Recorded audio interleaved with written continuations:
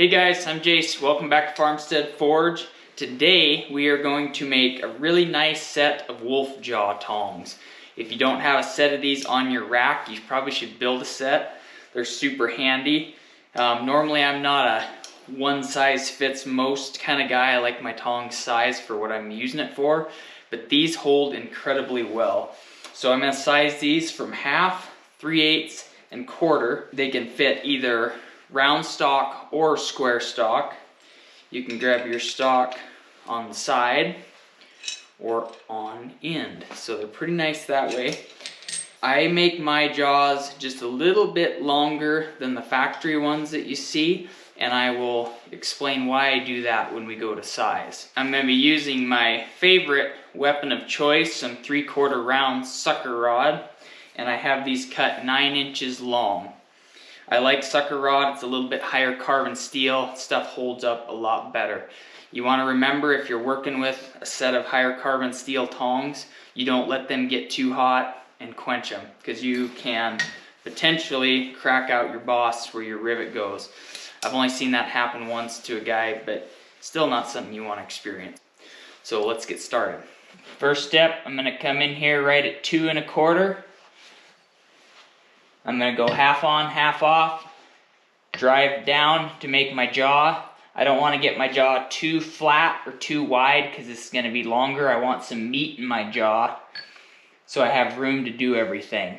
So I'll probably come in here and dress it up a little bit, make it a little longer and skinnier.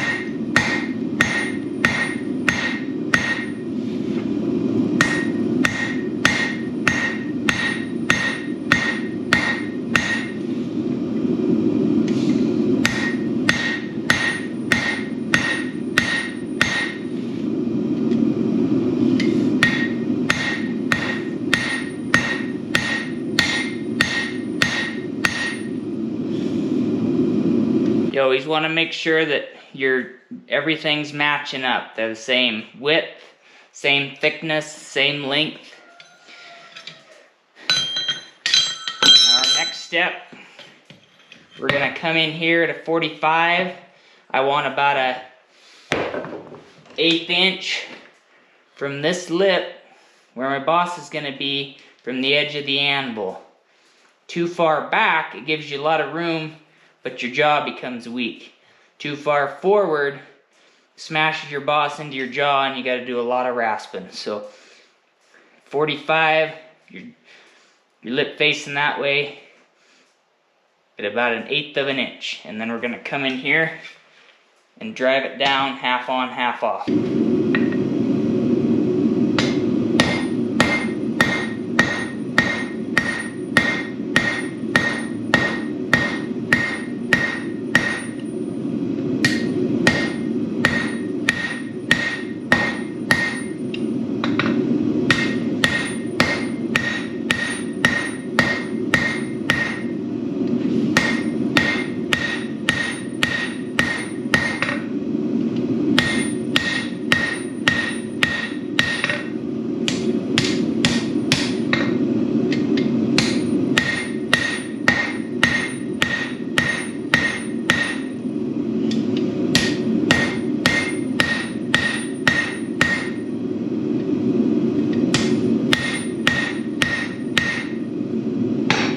My boss to be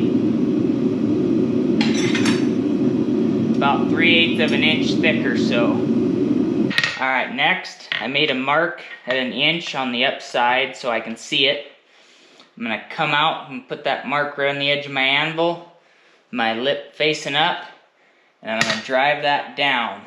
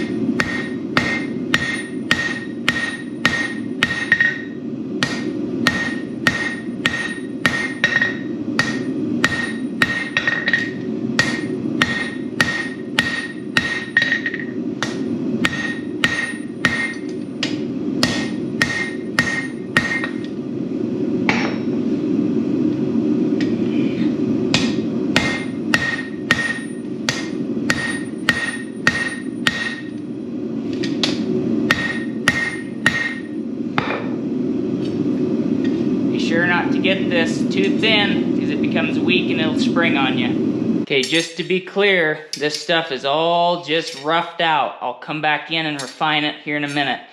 Now it's time to go to the power hammer. We'll draw these reins out and I'll finish them, get them where I want them. Then I can hold them with my hand while I make all this nice and pretty.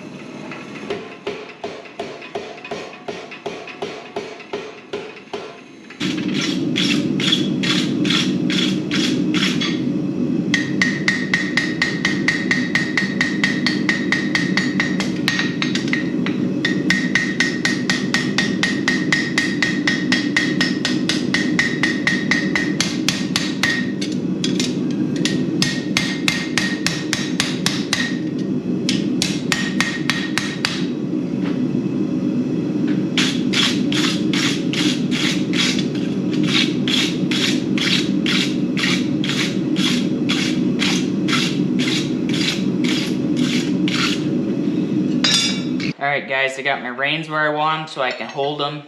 I can finish up my boss. This boss got a little bigger on me, so this rein's a little longer. I'll have to clean that up when I get done probably. We'll see what we can clean up by refining it. So I'm going to come in here, hopefully you can see. I'm going to clean that up, tap it in, round that boss up. Come in on the end and tap it in a bunch there, and that cleans up that groove quite a bit. We'll get them all cleaned up, and gotta forge my jaw down narrower a little bit toward the end. We'll punch our hole to make sure everything's all lined up, get it right where we want it, probably hot rasp all this so it's right where we want it, and then we'll come in and make our marks, and I'll show you how we're going to do our grooves.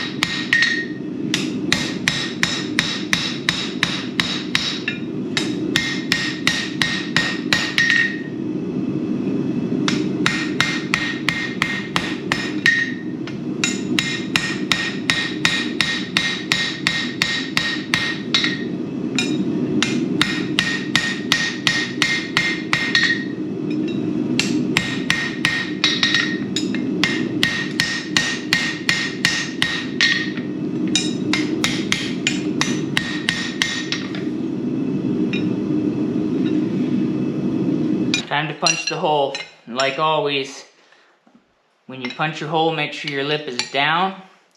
We're gonna come in here, about right in there, punch my hole, 5/16 hole punch, flip it around, and then drive my source back out. Then you have a nice flat spot to go over your pritchel hole.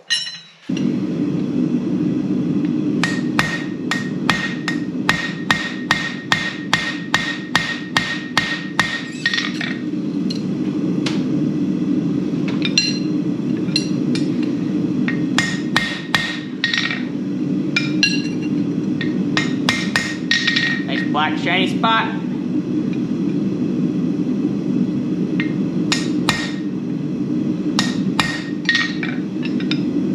Sure I'm coming back through straight.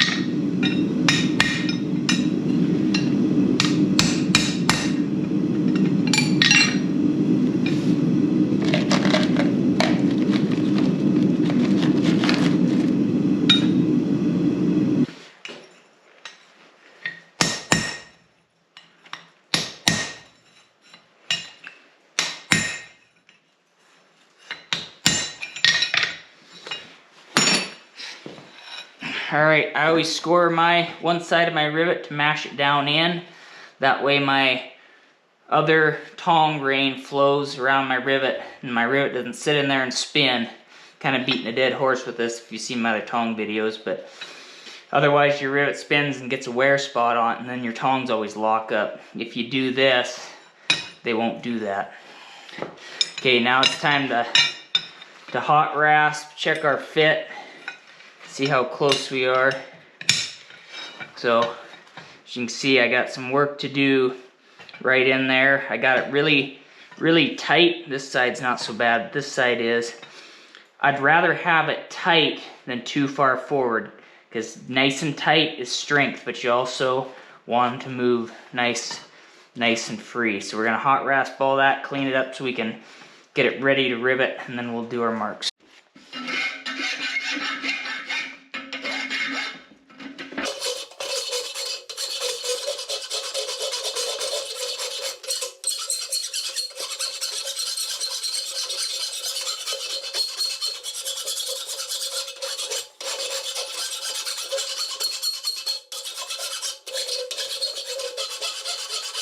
Alright, I got my lines all laid out.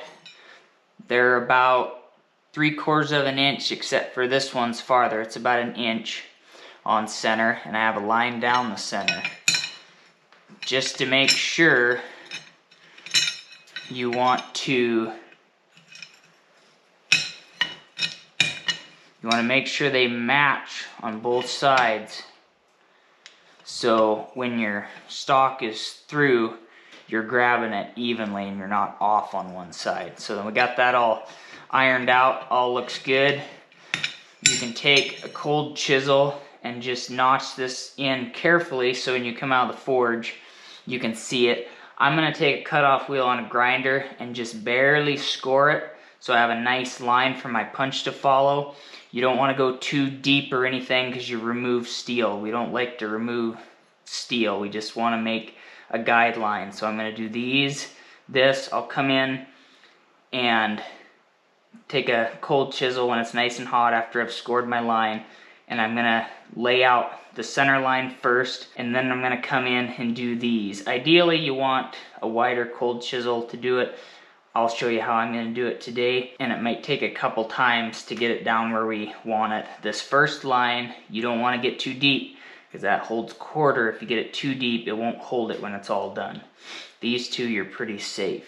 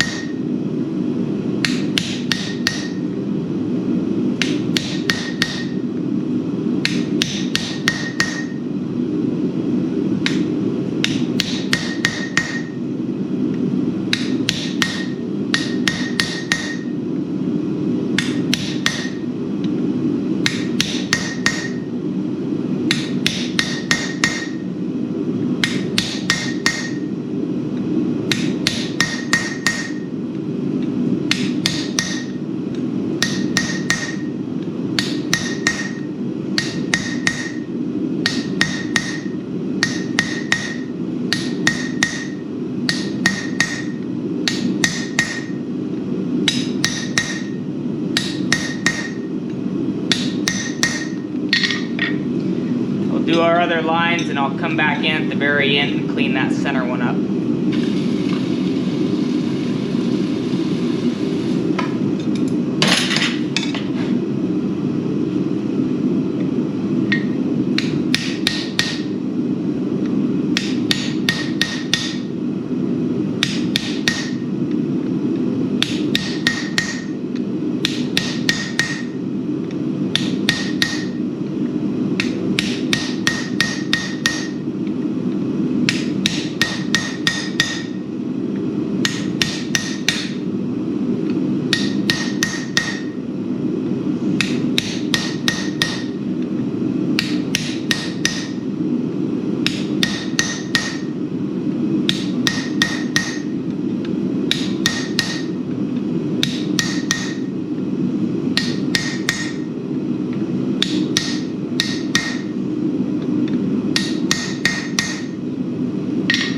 Come in and get one more heat, hit those again.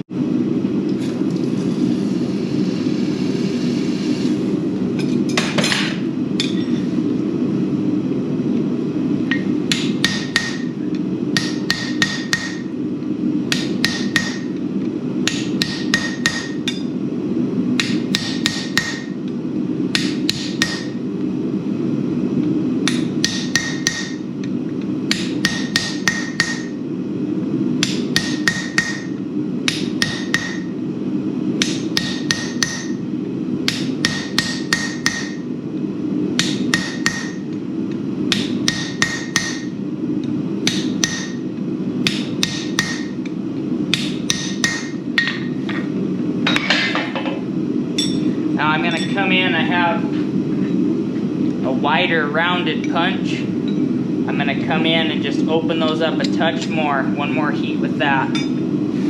Just be careful on this first one, remember.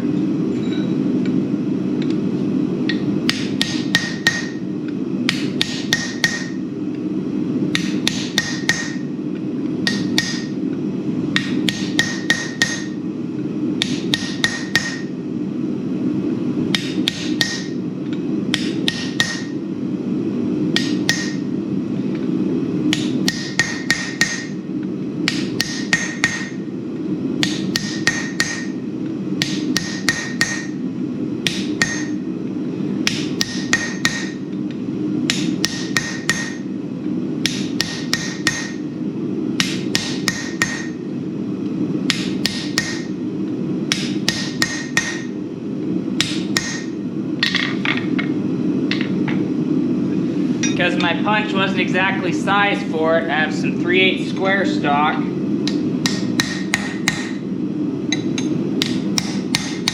And that's what's going to get me the right angles on everything.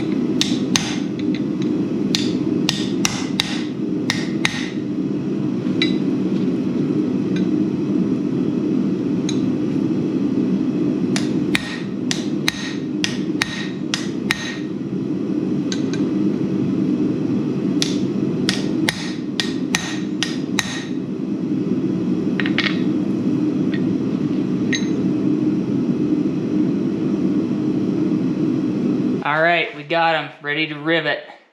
That little pooch on each one is what gives it the classic wolf jaw look. If you have a sharp edge in there from anything, you'll want to take a rasp right now and just clean it up just a little bit so it's not marring your steel. Let's rivet these puppies up.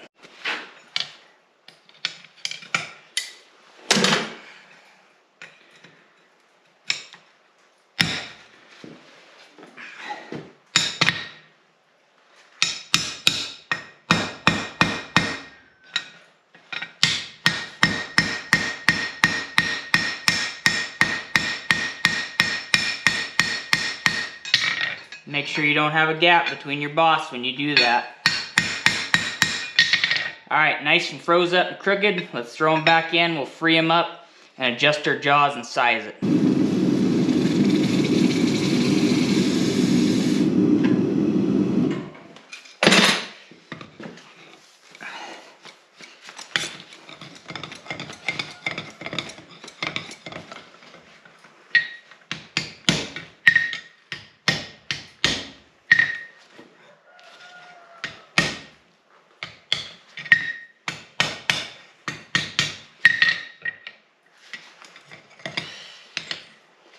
I forgot to make my mark, so I'm going to do that really fast.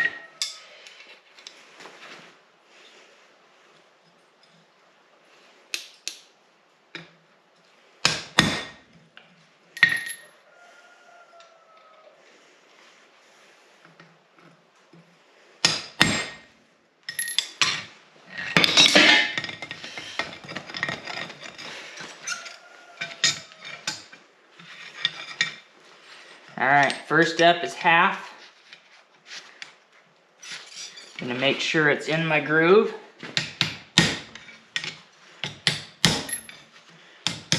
I'm going to go down until my jaws touch.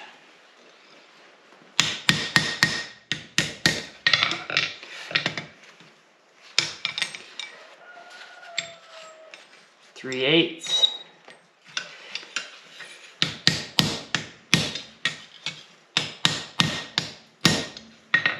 Till my jaws touch. My quarter. Oh, look at that, I didn't mess it up.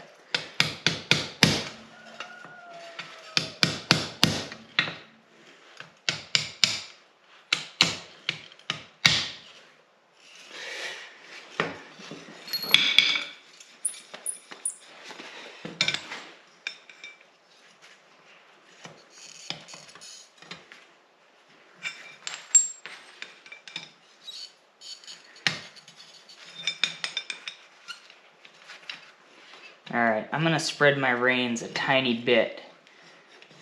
They're too close together for my half. The reason I make my jaws longer is you don't have to have your reins so far apart when you're grabbing half versus the quarter. But I want just a little bit more. So I'm going to heat them back up.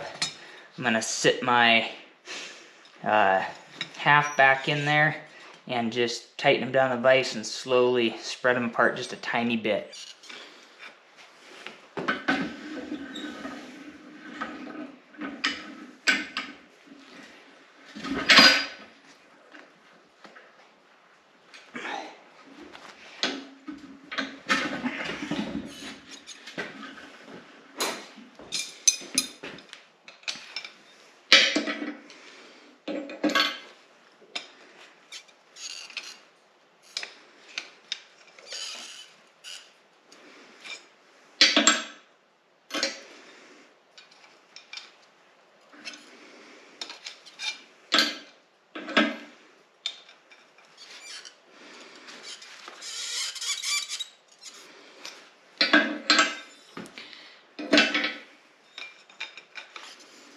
Alright, I like that better.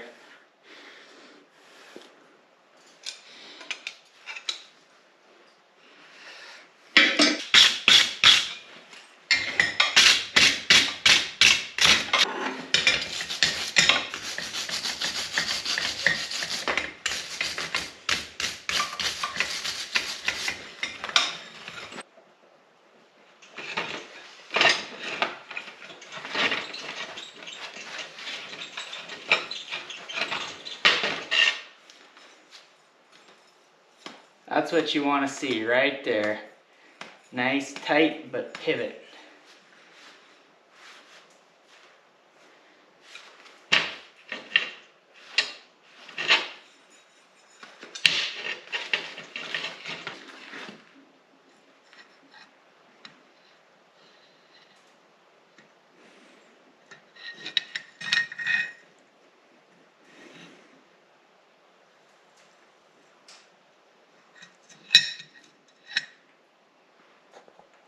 Hey guys, I hope you enjoyed this video of these basic Wolf Jaw Tongs.